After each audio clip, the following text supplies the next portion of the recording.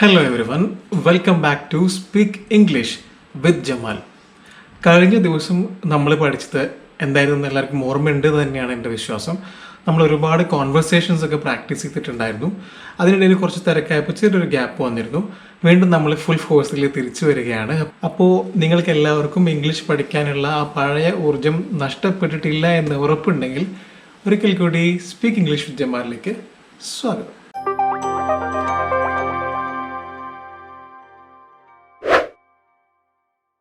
നമ്മൾ കഴിഞ്ഞ ദിവസം വീട്ടിൽ ബസ്സിൽ മാർക്കറ്റിലൊക്കെ പോയി. ഇന്ന് നമ്മൾ പോകും. ഇപ്പോൾ നമ്മൾ സ്വാഭാവികമായിട്ടും we are in lockdown period അല്ലേ. Lockdown period slowly it is been lifted. ഇപ്പോൾ we are getting back to the normal life. So it is quite possible that we may go and visit a doctor. നമ്മൾ എന്തായാലും ഇപ്പോൾ കുറച്ച് കാലമായിട്ട് ഹോസ്പിറ്റലിലൊന്നും പോകാറില്ല. അങ്ങനെ പോകാനുള്ള അവസരങ്ങൾ ഉണ്ടാവാതിരിക്കട്ടെ.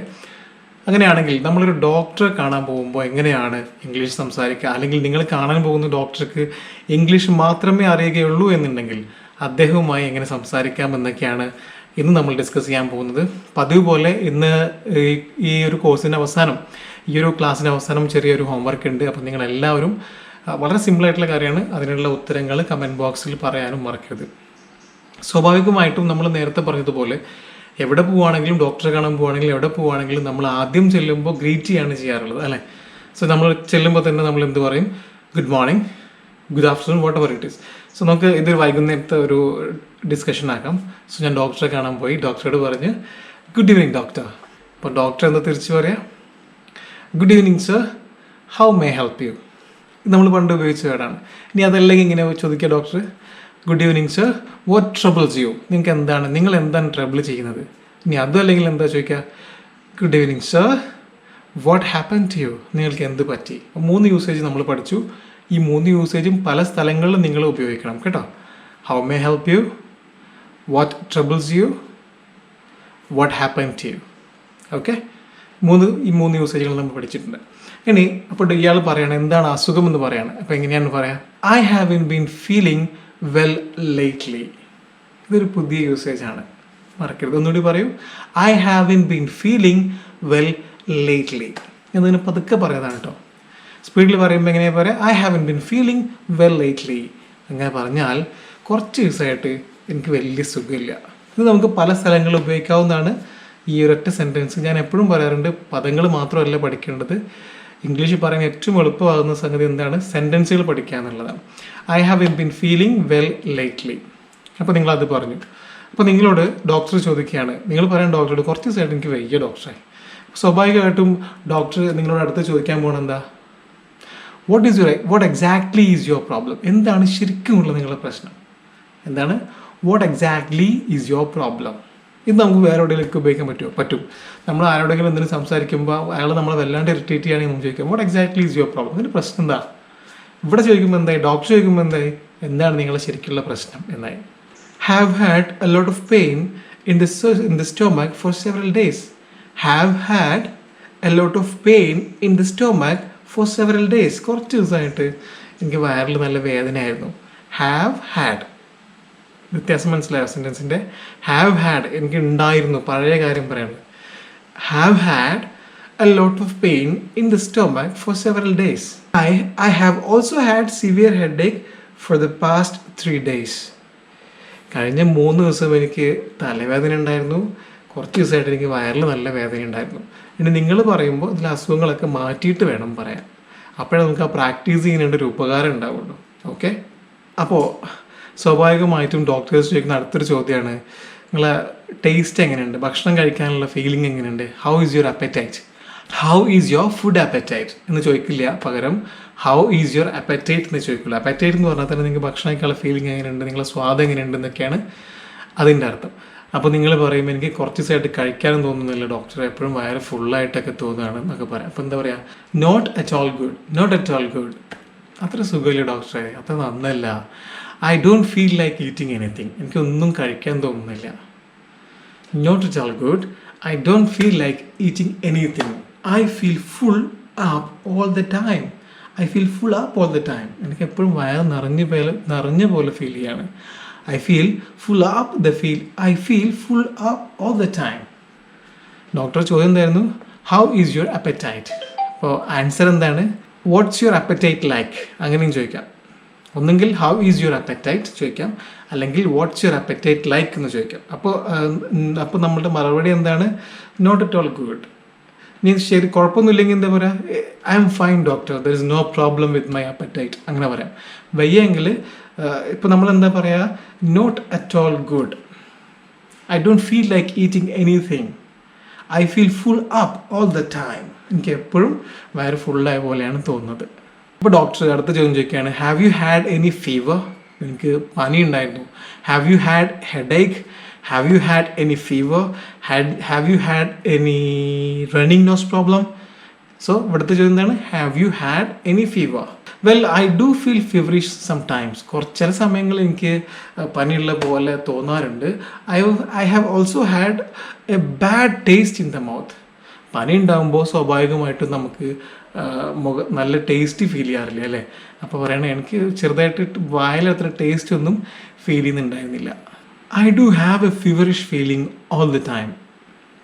I also have a very bad taste in my mouth since I have been sick. ഞാൻ അസുഖമായ അന്ന് മുതൽ എനിക്ക് വായിൽ ടേസ്റ്റും ഇല്ല, എപ്പോഴും ഒരു ഫീവറിഷ് ഫീലിംഗ് ഉണ്ട് എന്നാണ് നമ്മൾ ഡോക്ടറോട് പറഞ്ഞത്. അപ്പോൾ ഡോക്ടർ പറയാണ്, all right, no problem, please come here, let me examine you. ഇവിടെ വരൂ, ഞാൻ നിങ്ങളെ നോക്കട്ടെ. അങ്ങനെയല്ലേ ഡോക്ടർ നമ്മളെ അടുത്തേക്ക് വിളിക്കും. അതിന് ശേഷം അപ്പോൾ നിങ്ങൾ ഡോക്ടറെ അടുത്തേക്ക് ചെന്നു. Give me your wrist, give me your wrist. അപ്പോൾ നിങ്ങൾ ഹിയർ ഇറ്റ് ഈസ് പഠിച്ച പോട്ടാണ്, ഹിയർ ഇറ്റ് ഈസ്. അപ്പോൾ ഡോക്ടർ ഇങ്ങനെ ചെക്ക് ചെയ്തിട്ട് പറയാണ്, yes, looks like your pulse is okay, go and lay down on the examination table.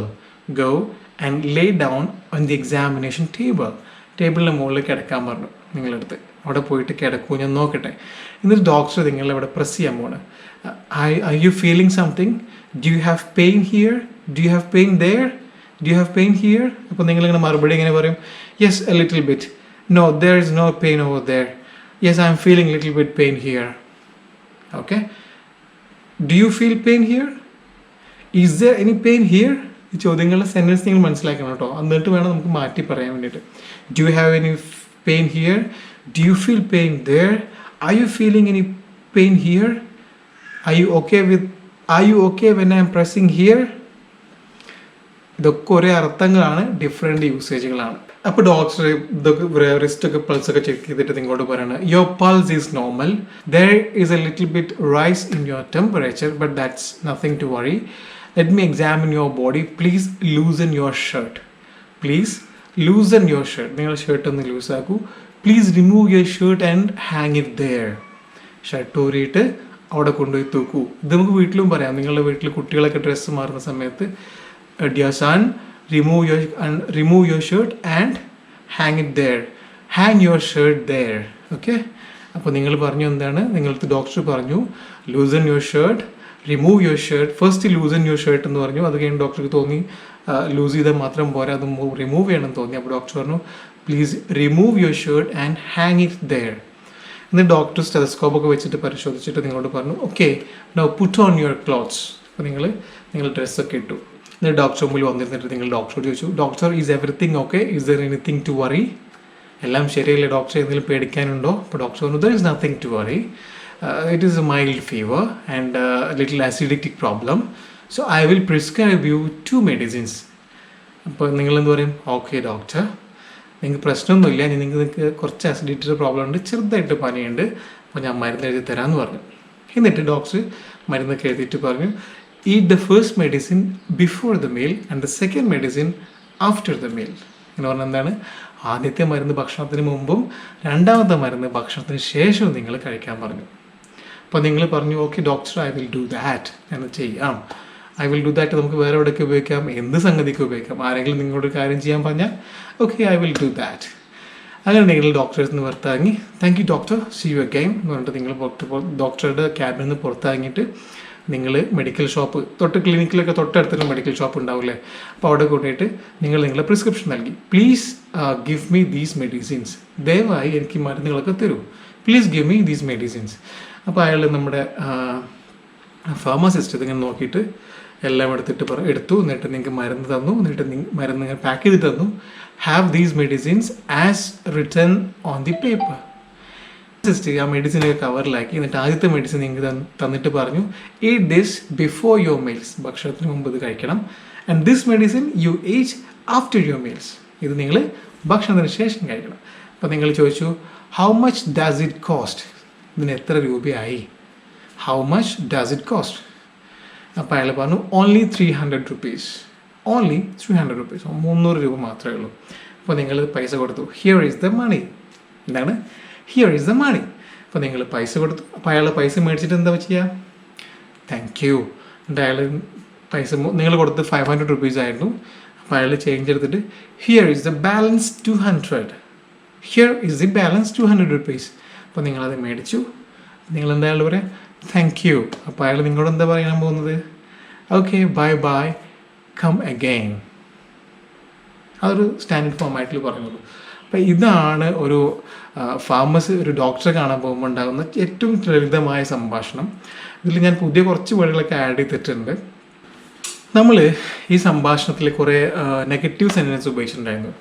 I have been feeling well, എനിക്ക് സുഖമില്ലായിരുന്നു. ഇതിൻ്റെ പോസിറ്റീവ് എങ്ങനെയാണ് പറയാം, I have been feeling well, ഞാൻ നന്നായിട്ടിരിക്കുന്നുണ്ട്, എനിക്ക് കുഴപ്പമൊന്നുമില്ല. I have been feeling well. അപ്പോൾ എനിക്ക് വയ്യായിരുന്നു എങ്ങനെ പറഞ്ഞത്, I have been feeling well. ഇനി ഇത് നമുക്ക് കുറച്ച് പോസിറ്റീവ് ആൻഡ് നെഗറ്റീവിന് കുറച്ച് ഉദാഹരണങ്ങൾ പഠിക്കാം. വി ആർ റെഡി, അപ്പോൾ അതിൻ്റെ നെഗറ്റീവ് എന്താണ്, we are not ready. They will call us back, അത് പോസിറ്റീവാണ്. അതിൻ്റെ നെഗറ്റീവ് എന്താണ്, ദേ വിൽ നോട്ട് അല്ലെങ്കിൽ they won't call us back.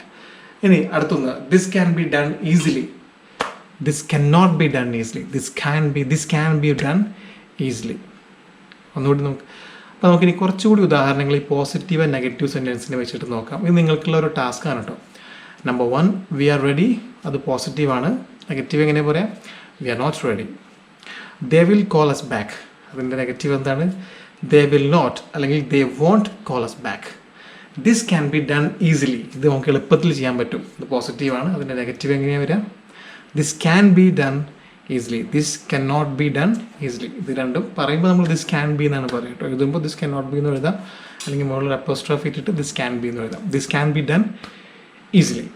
ഇനി നിങ്ങൾക്കുള്ള കുറച്ച് എക്സാമ്പിൾസ് ആണ്. അതിൻ്റെ നെഗറ്റീവ് നിങ്ങൾ കമൻറ്റ് ചെയ്യണം. അത് സിമ്പിളായിട്ടുള്ളതാണ്. അതിൻ്റെ നെഗറ്റീവ് നിങ്ങൾ താഴെ കമൻറ്റ് ആയിട്ട് എഴുതണം. This man is very poor, ഇയാൾ വളരെ പാവപ്പെട്ടവരാണ്.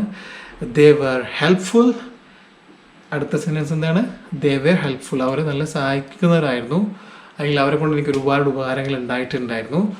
വി ക്യാൻ സ്റ്റാർട്ട് വർക്കിംഗ്, നമുക്ക് വർക്ക് ചെയ്ത് തുടങ്ങാം. That will be difficult.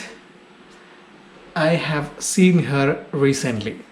ഇതാണ് 5 സെൻറ്റൻസുകൾ. ഒന്നുകൂടി ഞാൻ പറയാം. The man is very poor, the man